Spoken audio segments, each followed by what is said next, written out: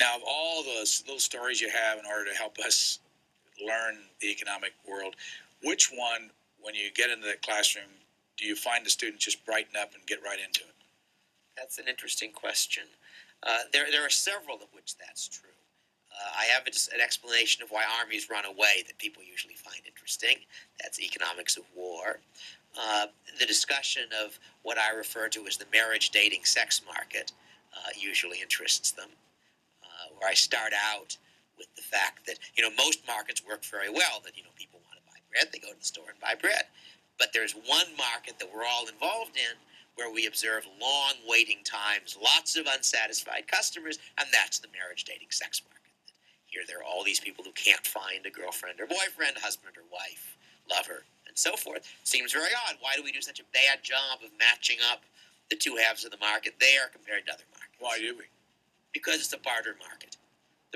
If you think about an ordinary barter market without money, on a barter market, I have to find somebody who has what I want and wants what I have. So if I want to go out and buy a car on a barter market, I have to locate someone who is selling a car and wants to learn economics. And that's very hard to do. And money splits the two halves of the transaction. I find one person who wants to learn economics, he pays me. Another person who wants to sell a car, I pay him. But the marriage, dating, sex market is an inherently barter market. If I am married to a woman, she's married to me. So that means we've got to find a double coincidence. I've got to find a woman who both is the kind of woman I want to be married to and who I am the kind of man she wants to be married to. That's a much harder matching problem than if you could do separate halves, and that's at least part of the reason. Obviously, I'm oversimplifying. It's a very complicated and odd and interesting market, but that's at least a sizable part of the reason why that market seems to work in so much less satisfactory a fashion. Why do armies run away? Because of the conflict of interest between the individual and the army. I can give you two versions, ancient and modern. The modern version starts with one simple and rather striking fact, and that is that in 20th century warfare, the ratio of bullets fired to people killed tends to run about 100,000 to 1. Just an immense number, depends on the war, but that kind of number. And at least part of the reason is that from the standpoint of the individual soldier in a large battle, he correctly believes that what he does has very little effect on what happens. But what he does has a large effect on whether he gets killed. So you're in a foxhole, and what you're supposed to do is to stick your head out and look carefully for an enemy and shoot him. And of course, if you do that, you're quite likely to be killed. So what you do instead is bang, bang, bang, bang, bang, hope that'll keep their heads down, and at least it'll persuade your superior officer that you're doing your job. The ancient version, imagine you are one of a line of men on foot with spears, and you're being charged by a bunch of men on horseback with spears. And you say, should I stand and fight or should I run? Well, you say, if we all stand, there's a pretty good chance we can break their charge, and most of us will survive. If we all run, they're going to ride us down and kill us. So it looks as though I should stand. But wait a minute, that's wrong. Because I don't control the rest of the line. I just control me. If they are going to stand, if I run, I'll get away free. If I stand, I might get killed. If they're going to run, my only chance is to run first.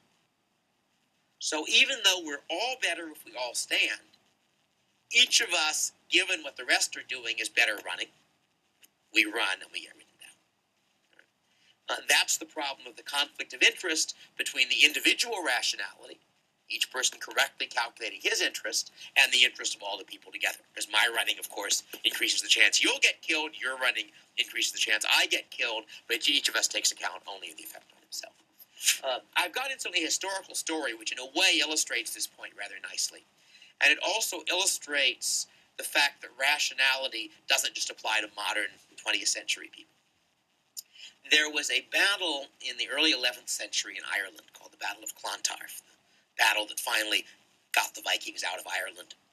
And on one side, there was an army, mainly Irish, commanded by the High King of Ireland. And on the other side, there was an army of mixed Norse and Irish, commanded by Sigurd, the Jarl of the Orkney Islands. And Sigurd had a battle flag, which his people believed had a sort of a two-edged spell on it. As long as the battle flag flew, his army would always advance. but whoever carried the flag would die. Battle starts. Sigurd's army is advancing. Guy carrying the flag gets killed. Somebody else picks the flag up. Sigurd's army continues advancing. Guy carrying the flag is killed. Sigurd points to someone else and says, take the flag.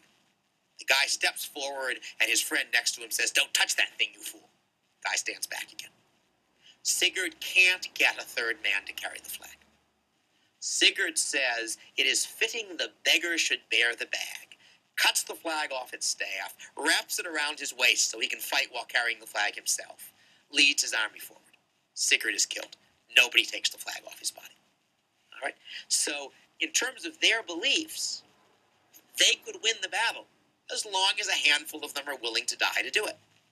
Well, after 3 people, counting Sigurd, they ran out. Now, part of what I like about this, other than it being a good story, is people often imagine that even if we're sort of rational calculators, other people aren't. You know, Vikings are part of our sort of standard image of, heroic barbarian types. Whole army full of Vikings, and they could find a total of 3 people who were willing to die to face what they regarded as certain death in order that their side could win. So it looks, in fact, as though sort of rational, self-interested calculation applies to a lot more people than we might